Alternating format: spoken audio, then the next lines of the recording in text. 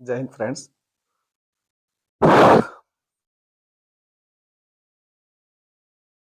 जय हिंद फ्रेंड्स। आज हम लोग देखना शुरू करेंगे अपने यहाँ पे, जैसे आप लोग देख रहे हो कि यहाँ पे दिए गए रेखीय आवर्धन।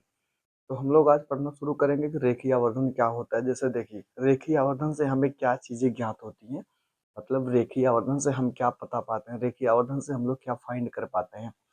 तो जैसे अगर मान लीजिए हमारे पास जैसे कोई भी जैसे दर्पण होता है, हमारे पास जैसे कोई भी दर्पण होता है, तो दर्पण में क्या होता है कि दर्पण में जैसे दर्पण के सामने हम वस्तु को रखते हैं, और वस्तु को रखने के बाद हम ये देखते हैं कि जो हमारा प्रतिबिंब है कहाँ बन रहा है। जैसे जैसे अवतल दर्पण हो गया, उत्तल दर्पण हो गए, तो इनके सामने हम लोग रखते हैं वस्तु को। जैसे इसकी अवतल दर्पण के सामने की 6 स्थितियां होती हैं। तो जैसे क्या होता है कि इस एक बार अनंत पे रखेंगे, एक बार उसके बाद केंद्र के बीच में ऐसे ऐसे रखते रखते जैसे पास तक चले आते हैं। वैसे प्रतिबिंब हमारा क्या होता है कि दर्पण से मतलब दूर शिफ्ट होते जाता है। अब इसमें क्या देखना है कि ये तो हो गया हमारा मतलब जो प्रतिबिंब बनने की स्थिति है। अब हम लोग इसमें क्या देखेंगे, इसमें हमें ये देखना है कि जो हमारा यम है, यम इज इक्वल टू, मतलब यम का मतलब होता है मैग्निफिकेशन, जिसको बोलते हैं रेखीय आवर्धन, जिसको बोलते हैं क्या, आवर्धन। अब यम इज इक्वल टू होता है आई अपान ओ। यहाँ पे आई क्या है, आई बराबर होता है, आई फॉर होता है इमेज, यानी अगर कोई वस्तु है दर्पण के सामने रखी है तो उसका बनेगा प्रतिबिंब, उसका बनेगा प्रतिबिंब। प्रतिबिंब को बोलते हैं इमेज, उसको दिखाते हैं आई से। मतलब आई बराबर जो है प्रतिबिंब की लंबाई है या प्रतिबिंब की ऊंचाई है। आई बराबर क्या है, प्रतिबिंब की लंबाई या प्रतिबिंब की ऊंचाई। अच्छा, और यहाँ पे ओ बराबर क्या है, तो ओ फार होता है ऑब्जेक्ट, ओ फार होता है ऑब्जेक्ट। ऑब्जेक्ट का मतलब होता है जैसे वस्तु जो हम लोग रखते हैं दर्पण के सामने, वो होता है ऑब्जेक्ट। अब हमें इसमें देखना क्या है, मतलब जो आवर्धन होता है, ये आवर्धन, ये आवर्धन हमें क्या बताता है कि आवर्धन से हम दर्पण में क्या चीजें पता कर पाते हैं, आवर्धन पढ़ने से हमारा फायदा क्या होता है। ठीक है, तो आइए देखते हैं। जैसे इसमें फ्रेंड्स 3 कंडीशन होती है, इसमें होती है 3 कंडीशन। जैसे हम आवर्धन से ये पढ़ते हैं कि आवर्धन पढ़ने का फायदा ये है कि आवर्धन हम अच्छे से जान जाएंगे। सवाल में जब भी यम का मान निकालेंगे, यम का मान जैसे आएगा हम उससे ये पता पाएंगे कि हमारा जो प्रतिबिंब है, प्रतिबिंब जो हमारा है फ्रेंड्स, वो आभासी होगा कि वास्तविक होगा। मतलब हमारा प्रतिबिंब जो है आभासी होगा कि वास्तविक होगा, ये पहली चीज। दूसरी चीज ये पता पाएंगे कि जो हमारा प्रतिबिंब है वो वस्तु की लंबाई से बड़ा है या वस्तु की लंबाई से छोटा है, या वस्तु की लंबाई बड़ी है या प्रतिबिंब की लंबाई बड़ी है। ये सब हम चीजें निकाल लेंगे किससे, अपने आवर्धन से, यानी मैग्निफिकेशन से। तो आइए हम लोग क्या करते हैं, तो ये तो यम equal to I upon O, ये तो फ्रेंड्स मतलब फार्मूला एक हिसाब से किताब में दिया गया था। अब हम क्या करते हैं यहाँ पे, आइए आप सबको एक एक अच्छा सा उदाहरण लेके एक एक मान रख के उसके बाद चीज़ों को समझाना शुरू करते हैं। जैसे यहाँ से, यहाँ ध्यान से देखने वाली बात यह है कि अगर हम बात करें स्थिति नंबर 1 की, अगर यहाँ पे बात करें स्थिति नंबर 1 की, तो स्थिति नंबर 1 में क्या होता है कि जैसे स्थिति नंबर का मतलब ये है कि जैसे हमारे पास फार्मूला दिया गया है वहां पे कि m is equal to I upon O, m is equal to I upon O, ये हमारे पास फ्रेंड्स है फार्मूला।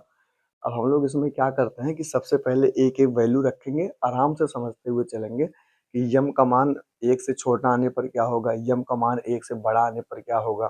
तो ये सारी चीजें हम लोग देखेंगे। तो आइए देखते हैं समझने का। देखिए फ्रेंड्स, ये समझने का एक बहुत बढ़िया तरीका हम आप सबको बता रहे हैं, और वैसे इससे अलावा मतलब इससे ज़्यादा अच्छा से आप सबको, मतलब वैसे तो समझ जाएंगे हमारे हिसाब से, कोई दिक्कत वाली बात नहीं है, और सब कैसे पढ़ाते हैं उनका तरीका अपना होगा, लेकिन हमारा यही तरीका है। आइए, अगर आप सबको पसंद आए तो वीडियो को शेयर जरूर करिए, पहले देख लीजिए। तो फ्रेंड्स ये है यम इक्वल टू आई अपान ओ। अब हम लोग स्थिति नंबर एक में क्या करते हैं कि जैसे हम यही फार्मूला सब में अप्लाई करेंगे, सब में अप्लाई करना है यम इक्वल टू आई अपान ओ। बस हमें आई का और ओ का अलग अलग मान निकालना है। तो आइए अलग अलग मान लेते हैं इसका। जैसे यहाँ पे पहली कंडीशन में हम लेते हैं आई बराबर 1, उसके बाद यहाँ पे लेते हैं ओ बराबर 2।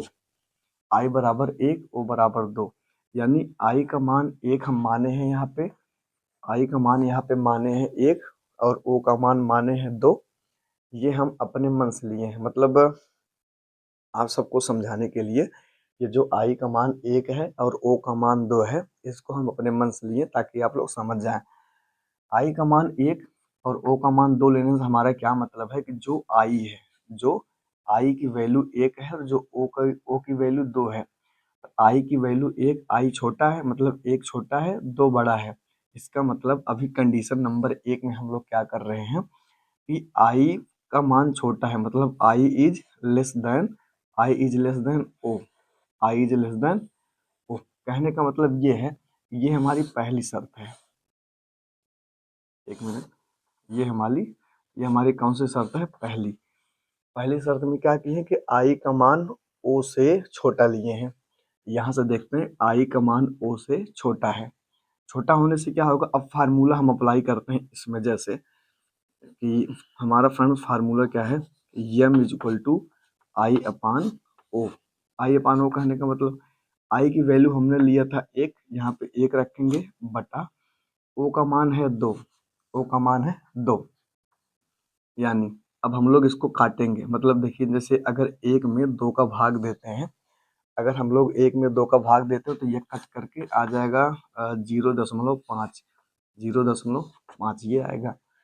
अब यहाँ पे देखना क्या है कि जो ये 0.5 है, जो ये 0.5 है वो 1 से छोटा है।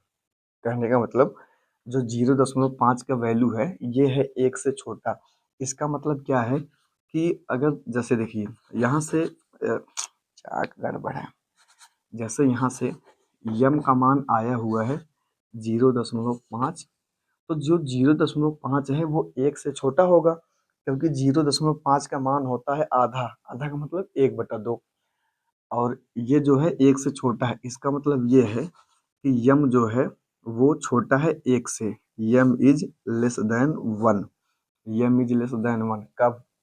यम 1 से छोटा कब है, यम का मान 1 से छोटा कब है? जब I for image, O for होता है ऑब्जेक्ट मतलब वस्तु, ठीक है।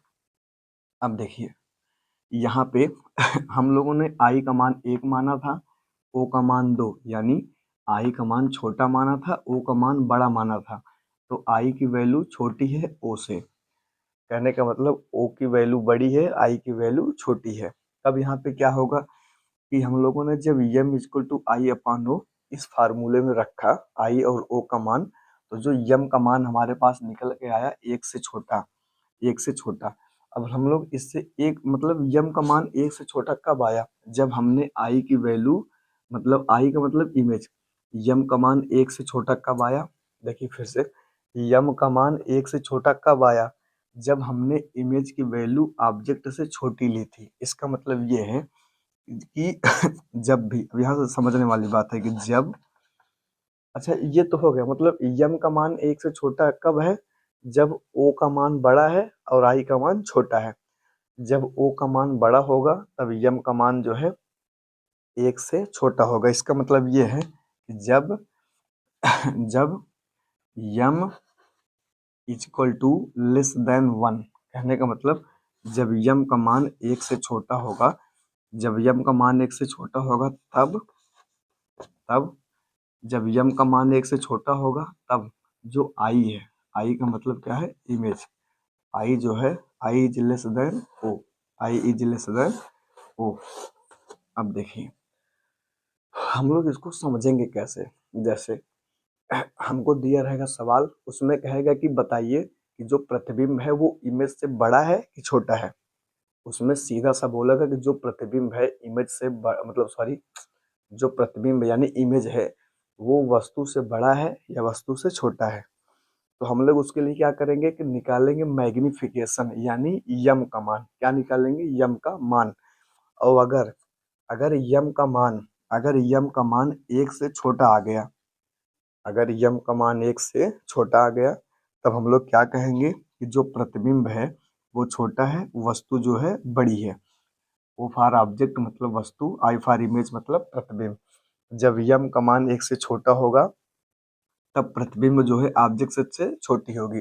जब, फिर से देखिए इसको ध्यान से, कि जब यम का मान 1 से छोटा होगा तब प्रतिबिंब का मान वस्तु से छोटा होगा। कहने का मतलब जब देखिए यहाँ प्रतिबिंब का मान कहने से मतलब है प्रतिबिंब की लंबाई, और ओ का मान कहने से मतलब है ओ यानी वस्तु की लंबाई। कहने का मतलब फिर से देखिए कि जब प्रतिबिंब, जब यम का मतलब आवर्धन, जब यम का मान 1 से छोटा होगा, जब यम का मान 1 से छोटा होगा तब प्रतिबिंब की लंबाई वस्तु की लंबाई से छोटी होगी।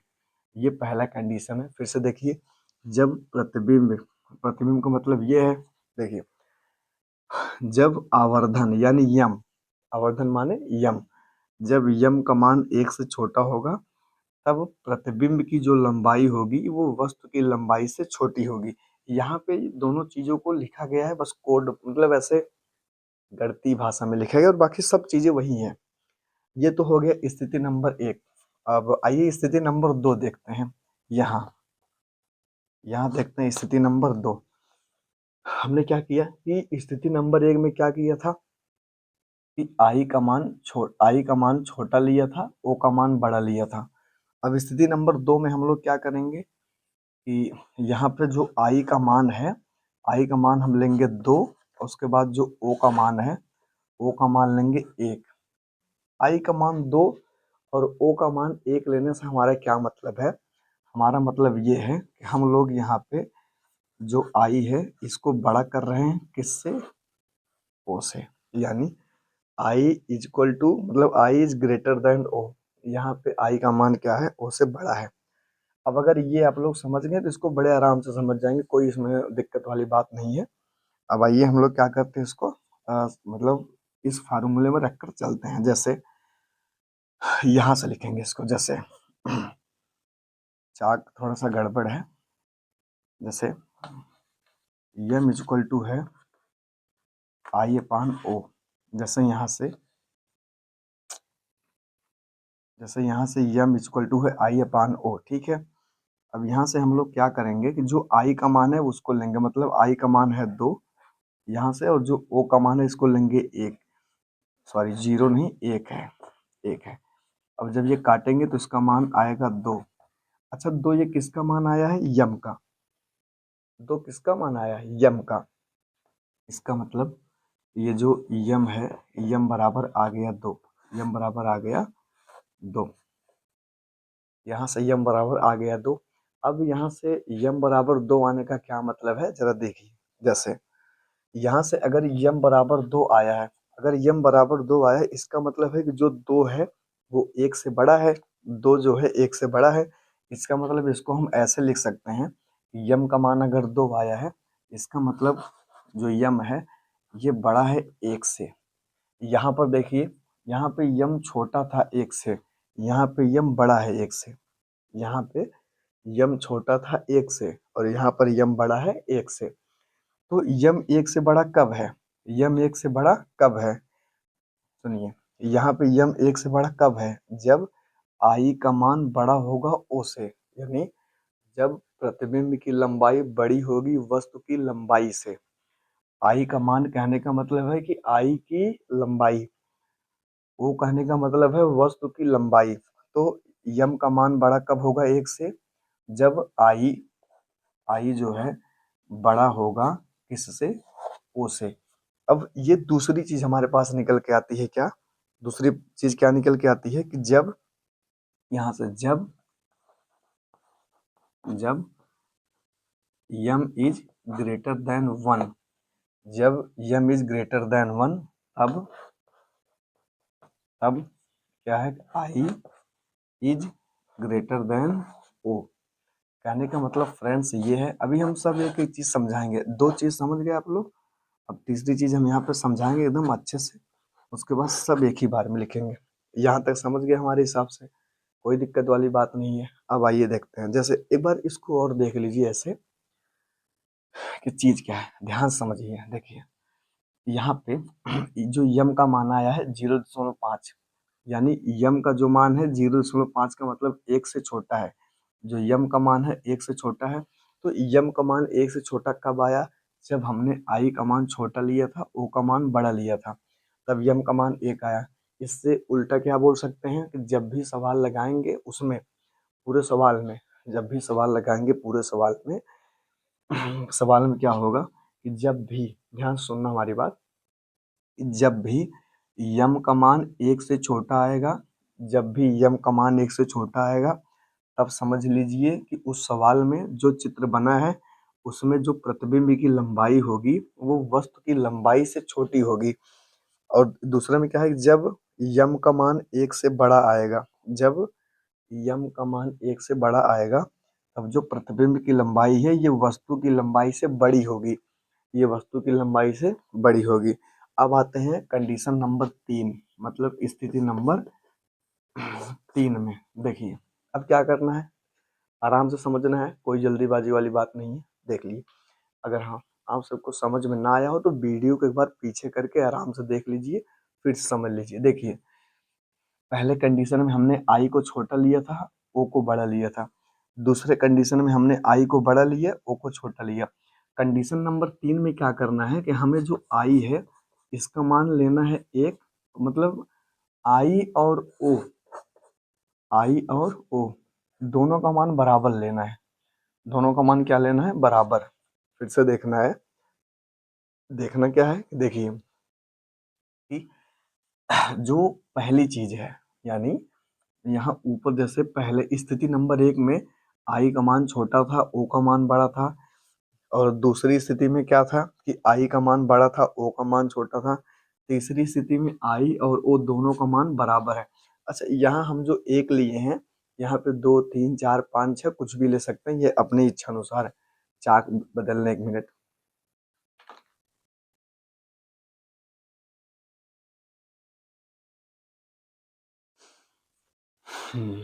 अब यहाँ पे फ्रेंड्स क्या होगा कि फार्मूला फिर से वही लगाना है, m is equal to I upon O, m is equal to I upon O. यहाँ से देखिए आई का मान रखें तो 1, ओ का मान रखें तो 1, ये कट कर आ जाएगा 1, यानी यम का मान आ गया 1। और जो ये यम का मान 1 है, ये जो 1 है 1 के बराबर है, यानी यम बराबर आ गया 1, यम बराबर आ गया 1। ये हमारे पास तीसरी कंडीशन है। ये कौन सी कंडीशन है, तीसरी। जैसे पहली कंडीशन क्या था कि यम का मान छोटा था 1 से, दूसरी में यम का मान बड़ा था 1 से, और तीसरी में क्या है कि यम का मान बराबर है 1 के। अच्छा तो यम का मान 1 के बराबर कब हुआ, जब आई और ओ बराबर है। कहने का मतलब जब आई बराबर है ओ के, जब आई बराबर है ओ के। इसका मतलब हम ये कह सकते हैं कि जब, फ्रेंड्स देखना ये है, सुनिए, जब फिर से, जब किसी सवाल में ये कहे कि इसका प्रतिबिंब बड़ा है कि छोटा, तब हम ये लगाएंगे।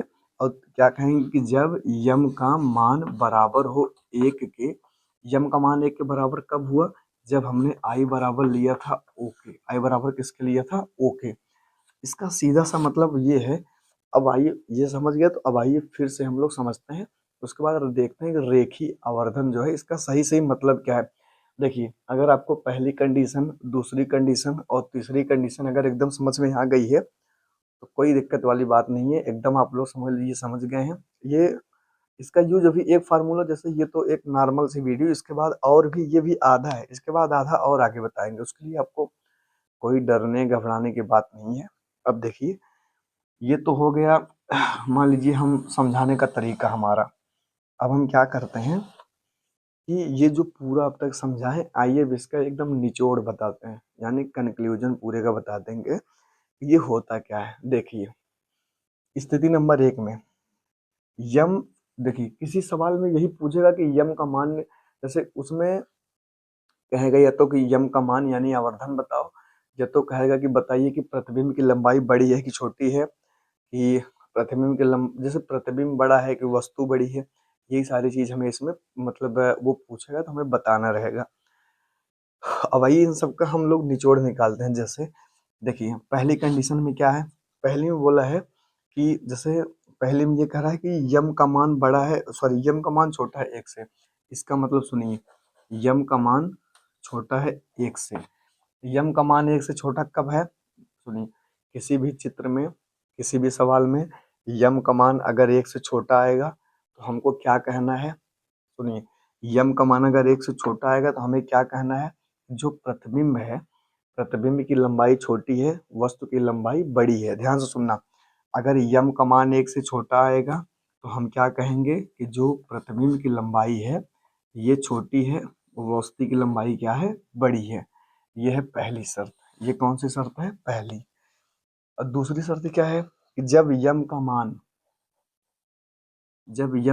1 से बड़ा आएगा, जब यम का मान 1 से बड़ा आएगा तब हम क्या कहेंगे कि यम का मान 1 से बड़ा कब है, यहाँ देखेंगे, यहाँ से यम का मान 1 से बड़ा कब है, जब आई का मान बड़ा है, ओ का मान छोटा है। तो अगर किसी सवाल में यम का मान 1 से बड़ा आ जाए तो हमें क्या कहना है, हमें ये कहना है कि जो प्रतिबिंब होगा ये बड़ा होगा, वस्तु की लंबाई क्या होगी, छोटी होगी। वस्तु की लंबाई क्या होगी, छोटी होगी। और कंडीशन नंबर तीसरे में क्या कह रहा है कि जब यम का मान 1 के बराबर हो जाए, जब यम का मान 1 के बराबर हो, जब यम का मान 1 के बराबर है तो वस्तु की मतलब ये प्रतिबिंब की लंबाई और वस्तु की लंबाई दोनों बराबर होगी, यानी आई बराबर होगा ओ। ये है हमारा मतलब रेखीय आवर्धन। अब इसको एक बार अच्छे से फिर से देख लेते हैं, इसका कंक्लूजन देखना है, बाकी कुछ नहीं करना है, आराम से सुनते रहना, हम समझा रहे हैं। फिर से देखिए, जैसे ये अगर यम का मान, अगर सुनिए किसी सवाल में यम का मान आप निकाल रहे हैं, ठीक है, तो अगर यम का मान छोटा होगा 1 से, यम का मान छोटा होगा 1 से, तो आपको कह देना है कि जो प्रतिबिंब की लंबाई है वो वस्तु की लंबाई से छोटी है। कब, जब यम का मान छोटा होगा 1 से, ठीक है। हम इसमें आगे सवाल कराएंगे तो एक दो सवाल में अच्छे से समझाएंगे और बताएंगे कि आखिर छोटा कब होगा फिर और बड़ा कब होगा, ठीक है। दूसरी चीज क्या है कि अगर किसी सवाल में यम का मान 1 से बड़ा हो जाए, किसी सवाल में अगर यम का मान 1 से बड़ा हो जाए तो हमें क्या कहना है कि जो प्रतिबिंब की लंबाई है वो वस्तु की लंबाई से बड़ी है, ठीक है। दो चीज हो गया। तीसरी चीज क्या है कि अगर किसी सवाल में यम का जो मान है 1 के बराबर हो गया, यम का मान जो है 1 के बराबर है, तो हम क्या कहेंगे, जो वस्तु की लंबाई है, मान लो वस्तु की लंबाई ओ, वो प्रतिबिंब की लंबाई के बराबर है, वो प्रतिबिंब की लंबाई के क्या है, बराबर। तो फ्रेंड्स हमारे हिसाब से आप लोग समझ गए होंगे इतना। और अभी ये पूरा नहीं है, इसका पूरा फार्मूला जैसे क्या है, M equal to I upon O equal to minus V upon U minus U upon V, ये होता है, ठीक है। तो हम उसको भी पढ़ेंगे अभी अच्छे से। तो ये अभी मतलब एक ओवरव्यू था आप सबको समझाने के लिए। अगर समझ गए हो तो बहुत अच्छी बात है, नहीं समझे हो तो जहाँ समझ में नहीं आया उसको कमेंट बॉक्स में ज़रूर बताएं। और हमारे हिसाब से तो इतना समझदार सब लोग हो, आराम से समझ जाओगे, कोई दिक्कत वाली बात नहीं। और हाँ, अगर इतने पर भी समझ में ना आया हो तो आप लोग बताइए, हम इसको और अच्छे से बताने की कोशिश करेंगे, ठीक है। तो हमारा जितना प्रयास था हमने किया, बाकी आपको समझ में ना आया हो तो वीडियो को पीछे करके एक बार दो बार अच्छे से देख लीजिए। और उसके बाद बाकी चीज़ तो ठीक है हमारे हिसाब से, कोई दिक्कत वाली बात नहीं। चलिए फिर मिलते हैं नेक्स्ट वीडियो में, ठीक है, मतलब इसी को पूरा करने के लिए। तो इतना समझ गए तो ठीक है, बाकी हम सवाल कराएंगे तो अच्छे से बताएंगे। अच्छा, और अगर कहीं कोई किसी को दिक्कत हो सवाल में या और कहीं तो उसको कमेंट में ज़रूर बताइएगा, ठीक है। तब तक के लिए जय हिंद, फिर मिलते हैं अगले वीडियो में।